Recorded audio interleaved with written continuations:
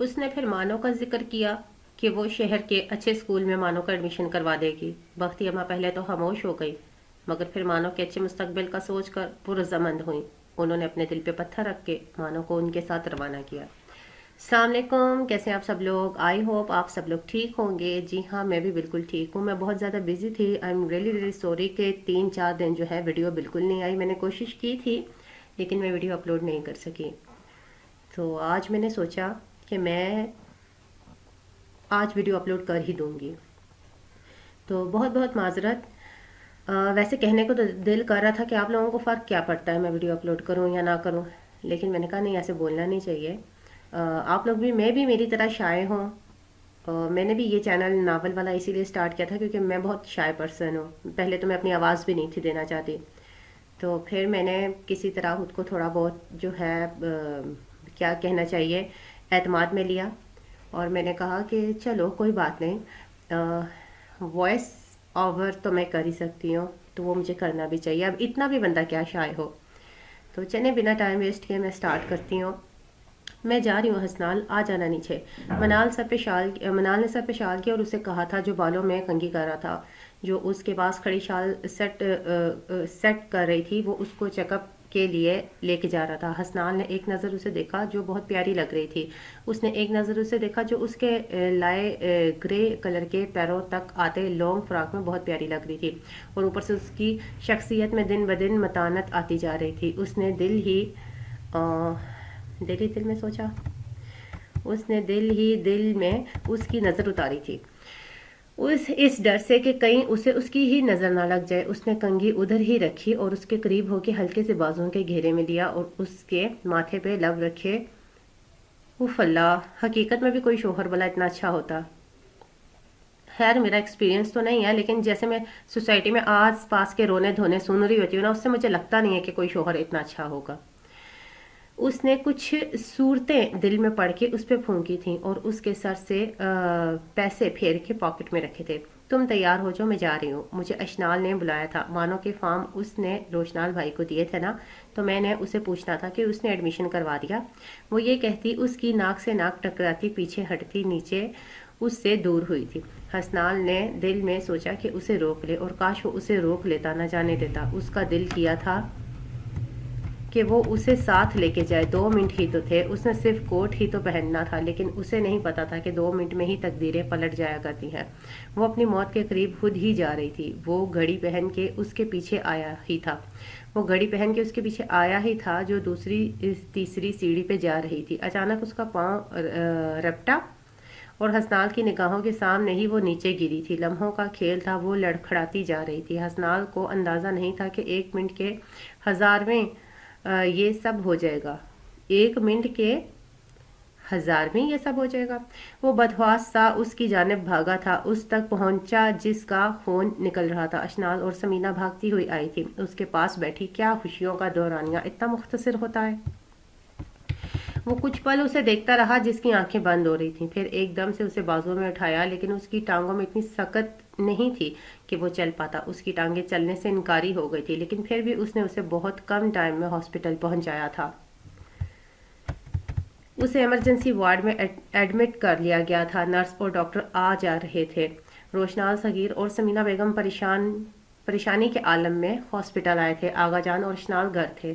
شام تک ایسے ہی چلتا رہا۔ منال کا آپریشن تھا، انہوں نے حسنال سے پیپرز پہ سگنیچر کروا لیے تھے کہ جو اس نے کانپتے ہاتھوں سے کیے تھے۔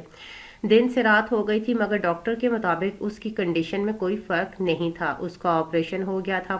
جب ایک ڈاکٹر ایمرجنسی وارڈ سے باہر نکلی، سب اس کی طرف متوجہ ہوئے تھے۔ مبارک ہو سر، بیٹی پیدا ہوئی ہے، لیکن آپ کی وائف کی حالت بہت خراب ہے، دعا کی ضرورت ہے۔ ان کی سر پہ بہت زیادہ چوٹیں آئی ہیں۔ ان کے کیس میں بھی کافی کمپلیکیشن تھی۔ ان کے کومے میں جانے کا خدشہ ہے۔ بس آپ دعا کریں اور حوصلہ رکھیں، وہ یہ کہتی چلی گئی تھی، جبکہ پیچھے حسنال کے ذہن میں منال کی باتیں گردش کر رہی تھی۔ سر مجھے آپ سے بات کرنی ہے۔ آج 6واں مہینہ تھا اس کو ہوش کی دنیا سے باہر قدم رکھے ہوئے۔ حسنال نا امید نہیں تھا، لیکن اس کے لیے پریشان ضرور تھا۔ سب نے اسے کہا تھا کہ شادی کر لو کیونکہ اس کے ہوش میں آنے کے چانسز بالکل نہیں تھے، اور فاطمہ کی دیکھ بھال اور پرورش کے لیے سمینہ بیگم اور صغیر صاحب نے اسے دوسری شادی کے لیے بہت زیادہ فورس کیا تھا، مگر وہ امید کا آخری مٹاٹا آئی ڈونٹ نو یہ کیا لکھا ہوا ہے، آئی تھنک وہ امید کا آخری دیا بجھانا نہیں چاہتا تھا جو اس کے رب نے اس کے لیے رکھا تھا۔ فاطمہ میں تو اس کی جان بستی تھی، وہ اس کی کل کائنات تھی، وہ دوسری اپنی ماں کی کاپی تھی۔ اچھا، وہ اپنی ماں کی بالکل کاپی تھی۔ حسنال خود اس کا خیال رکھتا تھا، وہ اسے ماں کی کمی محسوس نہیں ہونے دیتا تھا، وہ اس کے لیے ماں باپ دونوں بن رہا تھا۔ اس بچی کو تو ماں کی ضرورت تھی۔ اشنال بے شک اس کا خیال رکھتی تھی، لیکن جو کشش ماں کی گود میں ہوتی ہے وہ دوسری عورت کی گود میں تھوڑی ہوتی ہے۔ شکر ہے اس ناول میں انہوں نے یہ تو لکھا، نہیں تو یہاں پر بھی وہ اشنال کو جو یہ کہتے کہ اشنال کے ہوتے تو جی کسی کو کمی کی محسوس ہی نہیں، اس بچی کو ماں کی کمی محسوس ہی نہیں ہوئی۔ اب آپ لوگ یہ مت سمجھنا اشنال کی میں دشمن، مطلب اب بہت زیادہ ایک چیز کو بہت زیادہ انہوں نے کر دیا ہے، جیسے کہ ہوتا ہے نا انڈین ڈرامہ میں ہوتا ہے کہ ایک چیز کو ایک بندے کو فرشتہ ہی بنا دیتے ہیں، اس طرح سے فیل ہو رہا ہے۔ چلو یہ تو انہوں نے اچھی بات کی ہے کہ پھر بھی اشنال اور اس کی ماں میں فرق رکھا ہے انہوں نے۔ اور اشنال خود تخلیق کے مراحل میں تھی، وہ خود ماں کے درجے پہ فائز ہونے والی ہو گئی تھی، وہ ہوش و خواص سے بیگانہ تھی، وہ تو اپنے حصے کی سزا بھگت چکی تھی، پھر کیا ہوا تھا اس کے ساتھ، یا شاید اللہ کا امتحان رہتا تھا۔ سنیے سر، آپ سے ضروری بات کرنی تھی، کیا 2 منٹ کے لیے آپ میری بات سن سکتے ہیں؟ نرس پھر سے اس کے پاس آئی تھی، وہ اس کو کھویا ہوا دیکھ کر بولی، اس نے بڑی ڈاکٹر کا پیغام دیا تھا۔ اچھا، اس نے سینئر ڈاکٹر کا پیغام دیا تھا۔ وہ اس کی بات سنتا اٹھ کھڑا ہوا اور مین روم میں آیا تھا۔ السلام علیکم، ڈاکٹر نے پیشہ ورانہ انداز میں سلام کیا اور اسے سامنے بٹھایا۔ ڈاکٹر کا سلام کرنا بنتا تھا یا حسنال کا کرنا بنتا تھا؟ چلو خیر، دیکھیں سر، ہم اپنی طرف سے سر توڑ کوشش کر رہے ہیں کہ آپ کی بیوی کو بچا لیں، لیکن آپ کی بیوی بے ہوشی کے ٹراما میں ہے کہ ان کے ڈیتھ ہونے کے چانسز 99% ہے، ان کا بچ پانا ناممکن ہے، لکھا ہوا بچپنا ناممکن ہے، لیکن پھر بھی آپ کی تسلی کے لیے ہم نے نرسز اور تمام آلات کا بندوبست کر دیا، آپ چاہیں تو انہیں گھر لے جا سکتے ہیں، شاید ماحول چینج ہو تو ٹھیک ہو جائیں، ہمارا پورا عملہ چینج ہوتا رہے گا، ان کے سر پہ گہری چوٹیں آئی ہیں، ہم ان کا مکمل علاج بھی کر رہے ہیں۔ دیکھیے، یہ ایسا مرض ہے جہاں انسان اچانک سے زندگی کی طرف بھی سروائیو کر سکتا ہے، یہاں اچانک اس کی ڈیتھ بھی ہو سکتی ہے، اس لیے کہہ رہے ہیں ان کا بچنا ناممکن ہے۔ وہ اسے معاملے کی باریک بینی سے آگاہ کر رہی تھیں۔ آپ ڈاکٹر ہیں؟ وہ ان کی بات سنتا کچھ توقف کے بعد بولا تھا۔ جی، کیا مطلب؟ ڈاکٹر ناسمجھی سے اسے دیکھنے لگ پڑی تھی۔ مطلب یہ کہ آپ ڈاکٹر ہیں اور آپ نے میری وائف کے مرض کو لا علاج کر دیا ہے۔ میں نے صرف سنا تھا کہ سائنس والے اللہ سے زیادہ دریافت پہ یقین رکھتے ہیں، لیکن آج دیکھ بھی لیا۔ آپ ڈاکٹر ہیں، آپ نے مجھے مایوس کیا، لیکن اس ڈاکٹروں کے ڈاکٹر نے مجھے مایوس نہیں کیا۔ آپ مجھے اس سے نا امید کر رہی ہیں جس کی تخلیق آپ ہیں، میں ہوں، سب ہیں۔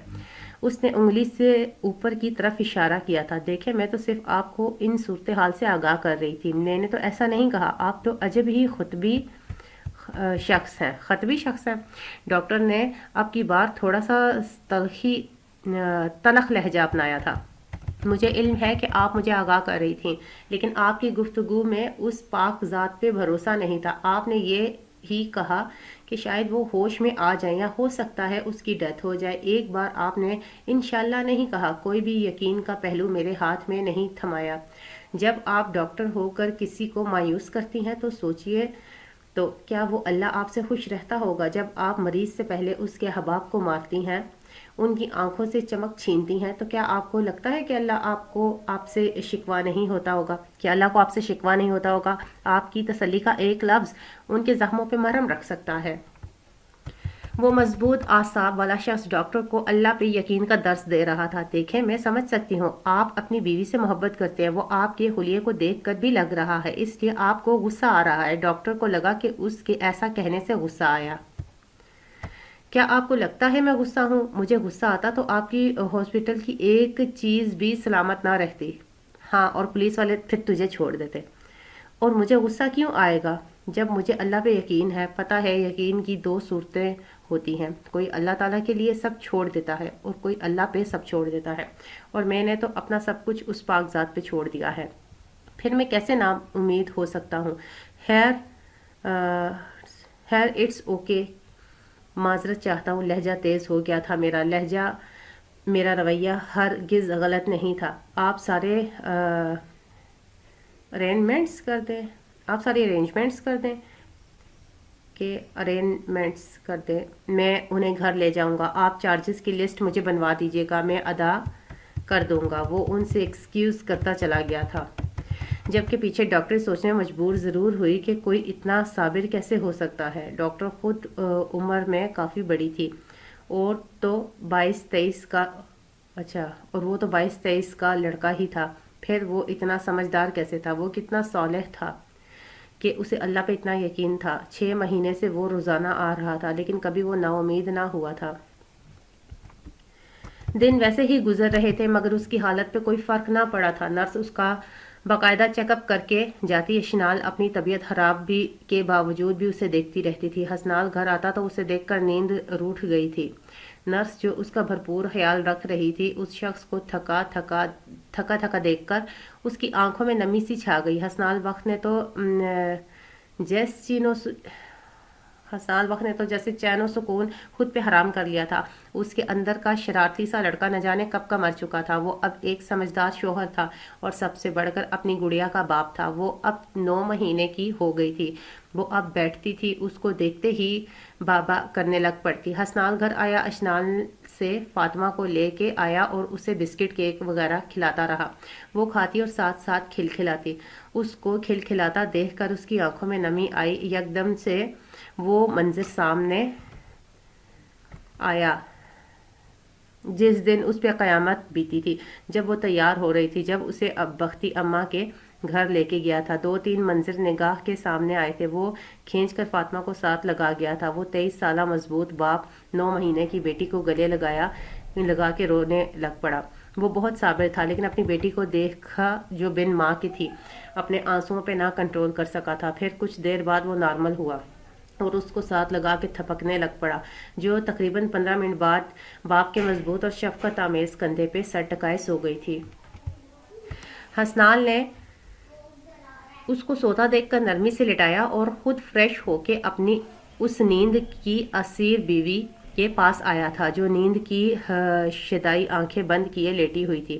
وہ اس کے پاس آ کے بیٹھ گیا۔ وہ اس کو دیوانہ دیکھنے لگ پڑا۔ لگتا ہے ناراض ہو جو یوں خاموش ہو گئی ہو۔ مجھے نہیں پتا تھا کہ اتنی ناراض ہو جاؤ گی مجھ سے۔ پلیز آنکھیں کھولو، ایک دفعہ اپنی اور میری بیٹی کو دیکھ لو، وہ بہت پیاری ہے، بالکل تمہارے جیسی ہے، پاکیزہ سی۔ ایک بار اسے دیکھنے میں کوئی حرج تو نہیں ہے؟ وہ اس کے عارض کو چھوتا درخواست مندانہ ہوا۔ میں تمہارے بغیر ادھورا ہوں، میں خود میں سے تمہارا عکس ڈھونڈ رہا ہوں۔ پلیز منال، ایک دفعہ آنکھیں کھولو گی تو پتہ چلے گا کہ زندگی بہت خوبصورت ہے۔ میرا دل چاہتا ہے ایک چھوٹا سا جہاں ہو جس میں میری بیٹی اور تم ہو، اور میرا اللہ تمام نعمتوں سے نوازے۔ میں زندگی کے ان حسین پلوں کو تمہارے ساتھ انجوائے کرنا چاہتا تھا۔ وہ اس کی ٹھنڈی پیشانی پہ لب رکھتا ہوا بے بس سا بولا۔ وہ کچھ پل اسے محسوس کرتا رہا اور پھر اٹھا، عشاء کی نماز ادا کی اور سورہ رحمان کی تلاوت روزانہ کی طرح کرتا جو اس کا معمول تھا۔ وہ اونچی آواز میں تلاوت کرتا اور کچھ دیر اس کے پاس بیٹھا رہتا۔ روزانہ تلاوت کر کے جیسے ہی سر اٹھایا تو دیکھا اس کی آنکھوں سے آنسو نکل رہے تھے۔ وہ حیران رہ گیا تھا۔ اس نے چھو کر لگے اس کے پلکوں سے آنسو صاف کیا۔ اسے لگا وہ اب رسپانس کرے گی۔ وہ دیکھتا ہی رہ گیا، لیکن اس کا رسپانس نہیں آیا تھا، لیکن اس کا دل خوشی سے سرشار ہو گیا۔ وہ قرآن پاک عقیدت سے الماری پہ رکھ کے پلٹا اور آئل لیتا اس کے پاس بیٹھ گیا، اور پھر ہمیشہ کی طرح اس کے بالوں پہ آئل لگایا۔ اسے پتا تھا کوئی رسپانس نہیں آنا، لیکن پھر بھی اس کے برے بالوں پہ سکون سے ہاتھ پھیرتا رہا۔ اس دن پتا ہوتا تو تم پر سے صدقے کے پیسے نہیں بلکہ اپنا آپ وار دیتا۔ اس دن تمہیں میری نظر لگی۔ وہ اس کے چہرے کو دیکھتا دھیمے لہجے سے بولا۔ وہ اتنا تھکا ہوا تھا، اس سے باتیں کرتا کرتا وہ اس کے کندھے کے ساتھ سر رکھتا نیند کی وادی میں جا اترا تھا۔ وہ سر اتنا دور ضرور رکھتا کہ اسے تکلیف نہ ہو۔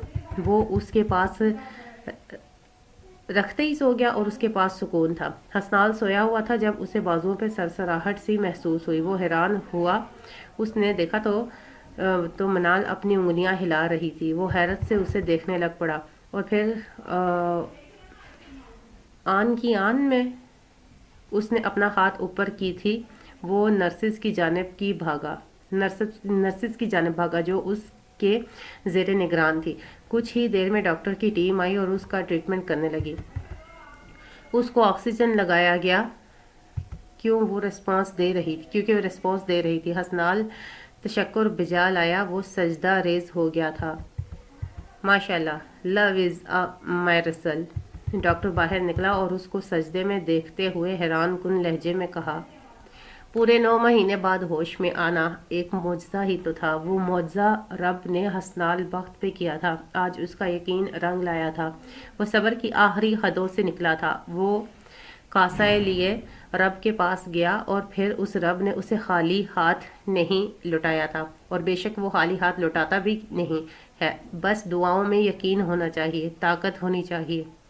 اگر وہ ہماری دعاؤں کو قبول نہیں کرتا تو مایوس ہونے کی بجائے رب کی مصلحت کو سمجھنا چاہیے، اور ہم سے بہت زیادہ لوگ مصلحت سمجھتے نہیں ہیں، وہ مایوس ہو جاتے ہیں، جبکہ مایوسی تو کفر گناہ ہے۔ آج حسنال بخت کا اپنے اللہ پہ یقین رنگ لے آیا تھا۔ بے شک 9 ماہ کم عرصہ نہیں تھا اور اس کی تکلیف بھی بہت بڑی تھی، لیکن اس رب کی رحمت سے کم تھی۔ وہ اللہ تو بندے پہ اس کی وسعت سے زیادہ بوجھ نہیں ڈالتا۔ اب بے شک حسنال بخت کی آئندہ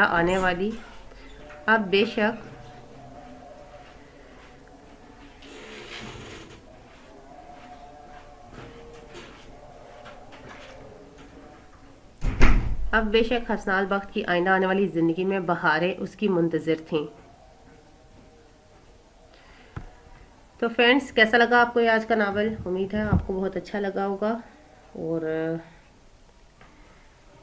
چینل کو لائک کر دیجئے، سبسکرائب کر دیجئے، چینل کو نہیں، ویڈیو کو لائک کر دیجئے اور چینل کو سبسکرائب کر دیجئے، اور کمنٹ کر دیجئے، اور پھر جو ہے کل پھر آؤں گی انشاءاللہ۔ تب تک کے لیے اپنا بہت سا خیال رکھیے۔ اللہ حافظ۔